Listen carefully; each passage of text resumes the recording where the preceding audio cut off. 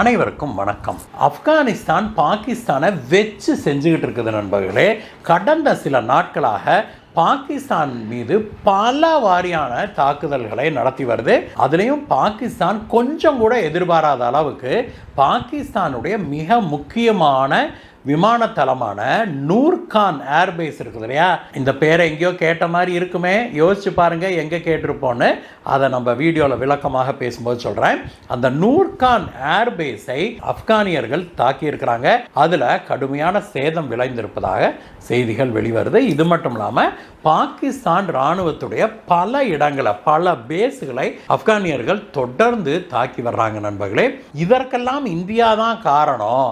ஆப்கானிஸ்தான் இந்தியாவுக்காக ஒரு ப்ராக்சியான ஒரு போரை தங்கள் மீது திணிச்சிருக்குது அப்படின்னு சொல்லி பாகிஸ்தானுடைய அதிபரான ஜர்தாரி சொல்லியிருக்கிறாரு. உண்மையிலேயே இந்தியா தான் ஆப்கானிஸ்தானுக்கு பின்னாடி நின்று கொண்டிருக்குதா? இதுல உண்மை என்ன?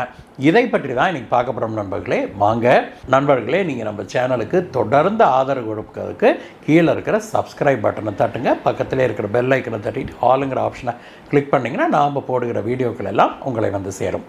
வாங்க நண்பர்களே, வீடியோவுக்கு போகலாம்.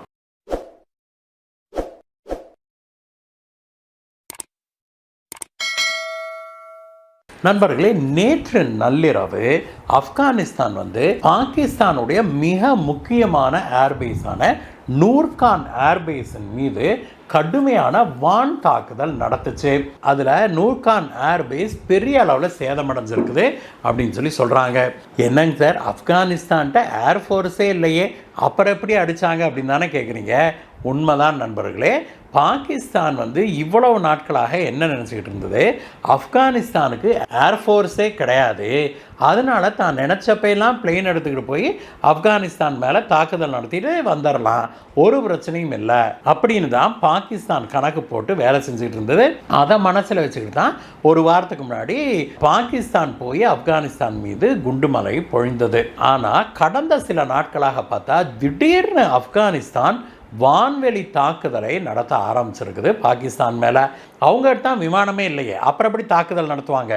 இதுக்கு ஆப்கானிஸ்தான் என்ன பயன்படுத்துகிறாங்கன்னா, விலை மலிவான ட்ரோன்களை, ஆளில்லா போர் விமானங்களை பயன்படுத்துகிறாங்க அப்படிங்கிறது தெரிய வந்திருக்குது. அப்படி சில ஆளில்லா போர் விமானங்களில் தான் குண்டுகளை கட்டி அதை நேராக நூர்கான் ஏர்பேஸை நோக்கி அனுப்பியிருக்குது ஆப்கானிஸ்தான்.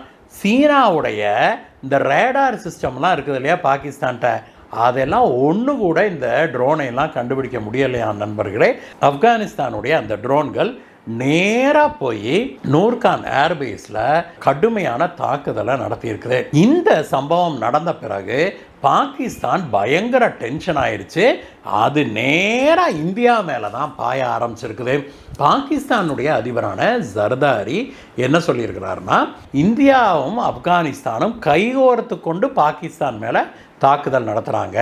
உண்மையிலேயே இது ஆப்கானிஸ்தான் நடத்துகிற போர் இல்லை, இது இந்தியாவுடைய ப்ராக்சி போர், இந்தியாவுக்காக ஆப்கானிஸ்தான் செய்கிற போர். இது நல்லா யோசிச்சு பாருங்க. ஆப்கானிஸ்தானுக்கு திடீர்னு ட்ரோன் எல்லாம் எங்கேருந்து வந்தது? அவங்க மேலே தான் வளர்ந்த நாடுகள், என்ன உலகின் எல்லா நாடுகளும் சாங்ஷன் போட்டிருக்கிறாங்க. அப்போ ட்ரோன்களை இறக்குமதி செய்ய முடியாது. நிலைமை இப்படி இருக்கும்போது அவங்களே ட்ரோன்லாம் செய்ய முடியுமா? அப்படின்னா அதற்கான தொழில்நுட்பம்லாம் அவங்ககிட்ட இல்லை. இப்படிப்பட்ட சூழ்நிலையில் திடீர்னு எப்படி அவங்க கையில் இவ்வளோ பவர்ஃபுல்லான ட்ரோன்லாம் வரும்? இது இந்தியா கொடுத்த விஷயம்தான். இந்தியா தான் ஆப்கானிஸ்தானுக்கு ட்ரோன்களையும் குண்டுகளையும் வழங்குது.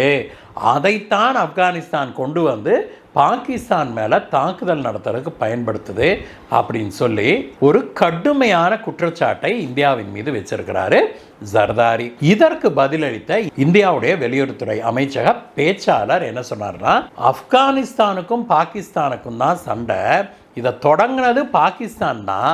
பாகிஸ்தான் தானே முதல்ல விமானத்தில் போய் ஆப்கானிஸ்தானுக்குள்ளே குண்டு போட்டுட்டு வந்தாங்க. அதுக்கு எதிர்வினையாற்றும் விதமாக தான் ஆப்கானிஸ்தான் பாகிஸ்தானை இப்போ அடிச்சுக்கிட்டு இருக்குது. ஆனால் இதுக்கு இந்தியா தான் காரணம்னு பாகிஸ்தான் சொல்கிறது ரொம்ப வேடிக்கையாக இருக்குது. பாகிஸ்தான் இந்தியா மேலே வீண் பழி போடுறதை நிறுத்திட்டு உண்மையிலேயே யார் சண்டை போடுறா? ஆப்கானிஸ்தான். அந்த ஆப்கானிஸ்தான் மேலே ஃபோக்கஸ் பண்ணணும், அதுதான் பாகிஸ்தானுக்கு நல்லது அப்படின்னு சொல்லி இந்தியா சொல்லியிருக்குது. இந்த விஷயம் இப்பொழுது உலக அரங்கில் பெரும் பரபரப்பாக பேசப்பட்டு வருது. இதோட சேர்த்து இன்னொரு விஷயத்தையும் பேசுகிறாங்க நண்பர்களே. அது என்னன்னா, இஸ்ரேலும் அமெரிக்காவும் ஈரான் மேலே தாக்குதல் நடத்துச்சு இல்லையா, அதற்கு இந்தியா முழு சம்மதம் ஒப்புதல் அளிச்சிருந்தது அப்படின்னு சொல்கிறாங்க. ஏன்னா இஸ்ரேலுக்கு ராக்கெட்டு, ஏவுகணைகள் போன்றவற்றை சப்ளை பண்ணுறதுக்கு இந்தியா நான் தயாராக இருக்கிறேன் அப்படின்னு சொல்லியிருப்பதாக நமக்கு தகவல் எட்டுது. இதில் சில நாட்டு ராஜதந்திரிகள் என்ன சொல்கிறாங்கன்னா, ஆல்ரெடி இந்தியா சப்ளை பண்ணிட்டு தான் இருக்குது இஸ்ரேலுக்கு. ஏன்னா ஏற்கனவே ஹமாஸ் கூட நடந்த போரில் இஸ்ரேலுடைய ராக்கெட்டுகளும் மிசைல்களும் பெருமளவில் தீர்ந்து போச்சு. அந்த சமயத்திலிருந்தே இந்தியா இஸ்ரேலுக்கு ராக்கெட்டுகள், குண்டுகள் மற்றும் ஏவுகணைகளை கூட இந்தியா சப்ளை பண்ணிட்டு இருக்குது அப்படின்னும் அது இப்பொழுது தொடருது. இஸ்ரேலுக்கு என்ன தேவையோ அதை இந்தியாவிலேயே தயாரித்து இந்தியா கொடுத்துக்கிட்டு இருக்குது அப்படின்னு சில நாட்டு ராஜதந்திரிகள் சொல்கிறாங்க நண்பர்களே. ஆனால் எது எப்படி இருந்தாலும் சரி, ஆப்கானிஸ்தானை பாகிஸ்தானால் சமாளிக்க முடியலை அப்படிங்கிறதான் உண்மை. ஆப்கானிஸ்தான் தொடர்ந்து பாகிஸ்தான் மேலே கடுமையான தாக்குதல்களை நடத்தி வர்றது பாகிஸ்தானுக்கு ஒரு பெரும் அச்சுறுத்தலை ஏற்படுத்தி இருக்குது அப்படின்னு சொல்கிறாங்க. இந்த முறை பாகிஸ்தானுக்கு உதவுவதற்கு ட்ரம்ப் வரமாட்டாரு அப்படின்னு சொல்லியும் பேச்சு அடிபடுது. பாகிஸ்தான் வசமாக சிக்கிருச்சா அப்படிங்கிறதான் இப்பொழுது உலக ராஜதந்திரிகளிடையே எழும்பியிருக்கிற மிக முக்கியமான கேள்வியாக இருக்குது. இந்த கேள்விக்கான பதில் என்ன, நீங்கள் என்ன நினைக்கிறீங்க? அதை பற்றி கமெண்ட்டில் சொல்லுங்கள் நண்பர்களே. மீண்டும் உங்களை வேறு வீடியோ சந்திக்கிறேன் கைஸ். பை பாய் நண்பர்களே. நாம் டாப் கிரைம் தமிழ் அப்படிங்கிற ஒரு புதிய சேனல் ஆரம்பிச்சிருக்கிறோம். நீங்கள் நம்முடைய நண்பர்கள் பலரும் இதை கேட்டுக்கொண்டதுக்காக தான் அந்த சேனலை தனியாக ஆரம்பிச்சிருக்கிறோம். அதில் கிரைம் இன்வெஸ்டிகேஷன் இந்தியாவில் மட்டும் இல்லாமல் உலகம் முழுவதும் நடந்திருக்கிற பயங்கரமான கிரிமினல் கொலைகள், அதை பற்றிய துப்பறியும் வீடியோ தான் அது.